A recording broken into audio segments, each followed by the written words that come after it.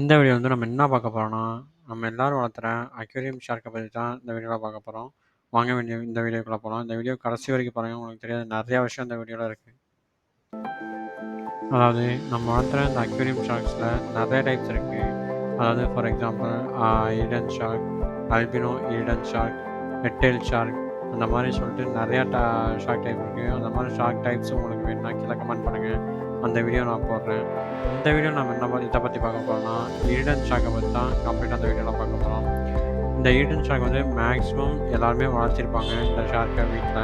அதாவது இந்த ஷார்க் வந்து ரொம்பவே பெருசா வளரக்கூடிய அ இனத்த சேர்ந்தது. அதாவது இந்த 3லருந்து 5 அடி வரைக்கும் இந்த ஷார்க் வந்து வளரும். ஆ அதனாலயே இந்த ஷார்க் வந்து மேக்ஸிமம் ரொம்ப வருஷம் உயிரோட்டம் இருக்கும். அதாவது சின்னதா வாங்கிட்டு நீங்க ரொம்ப வருஷம் வளர்த்தணும் அப்டின்னா, நீங்க தாராளமா இந்த ஷார்க் வந்து நீங்க சூஸ் பண்ணலாம். இந்த ஷார்க் வந்து எவ்வளோ நாள் உயிரோட இருக்கும் அப்படின்னு நீங்கள் வந்து கேட்டிங்கன்னா, நீங்கள் வந்து இந்த ஷார்க் வந்து ரொம்ப நல்லா பார்த்துக்கிறீங்க. அதாவது இதுக்கு நல்லா டேங்க் கொடுத்துட்டு, இதுக்கு நல்லா ஒரு கேர் கொடுக்குறீங்க அப்படின்னா, இது வந்து மேக்ஸிமம் 20 இயர்ஸ் வரைக்கும் ரொம்பவே நல்லா உயிரோட இருக்கும். இந்த ஷார்க்கோட ஃபீடிங்கை பற்றி பார்த்துருவோம். இந்த ஷார்க்கோட ஃபீடிங் வந்து பார்த்துக்கிட்டிங்கன்னா, இதை வந்து நீங்கள் புதுசா வாங்குனீங்கன்னா, மேக்ஸிமம் வந்து ஷார்க் வந்து ஃபுட் எடுக்க ரொம்பவே கஷ்டப்படும். அதாவது நீங்கள் போட்டு போட்டு பழக்கணும். இந்த ஃபுட் வந்து இங்கே தான் இருக்குது அப்படின்னு சொல்லிட்டு பழக்கணும். அப்போ தான் இந்த வந்து ஷார்க் வந்து ஃபுட் எடுக்கும். இது வந்து பார்த்தீங்கன்னா, ஒரு கேட் ஃபிஷ் வகையை சேர்ந்தது. அதாவது உங்கள பார்த்தீங்கனாலே தெரியும். இதோட மூஞ்சி வந்து ஒரு கேட் ஃபிஷ் மாரி இருக்கும். இப்போ இந்த கேட் ஃபிஷ்ஷோட இனத்துக்குலாம் காமனா என்ன ஒரு பழக்கம்னு பார்த்தீங்கன்னா, இது டேங்க்கோட கீழ தான் இருக்கும். அதாவது கீழ தான் அதோட நல்லா நீந்திட்டு நல்லா இது பண்ணிட்டு இருக்கும். மூச்சு வாங்குறதுக்கு மட்டும் தான் இது வந்து மேல வந்து போகும்.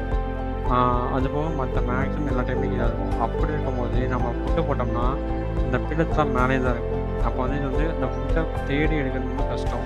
நீங்க வந்து ஃபர்ஸ்ட்டு தான் இந்த பிரச்சனை வரும். அதுக்கப்புறம் நீங்க ஃபுட்டு போட்டீங்கன்னா, ஆட்டோமேட்டிக்கா இது நீங்க ஃபுட்டு போட்டீங்கன்றது ரெகக்னைஸ் பண்ணிட்டு ஆட்டோமேட்டிக்கா வந்து எடுத்துக்கும்.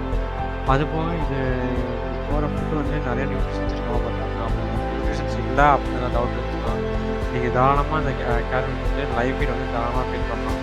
அதாவது இந்த பிரெயின் ஸ்ட்ரீம் இந்த மாரி இதெல்லாம் நீங்க தாராளமா அந்த கேட்ஃபிஷ்க்கு ஃபீட் பண்ணலாம். இத நல்லாவே அத சாப்பிடும்.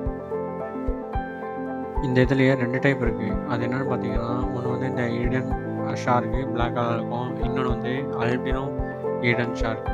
இது வந்து ஆ ஒயிட் கலர்ல இருக்கும். நீங்க பார்த்தாலே ரொம்ப நல்லா தெரியும். இது வந்து நெறையா பேர் பார்த்துருப்பீங்க. ஏன்னா, அந்த கடையில வந்து ஷார்க்ன்னு கேட்டாலே இந்த 2 வகையான ஷார்க் தான் மெயினா நெறையா வச்சிருப்பாங்க.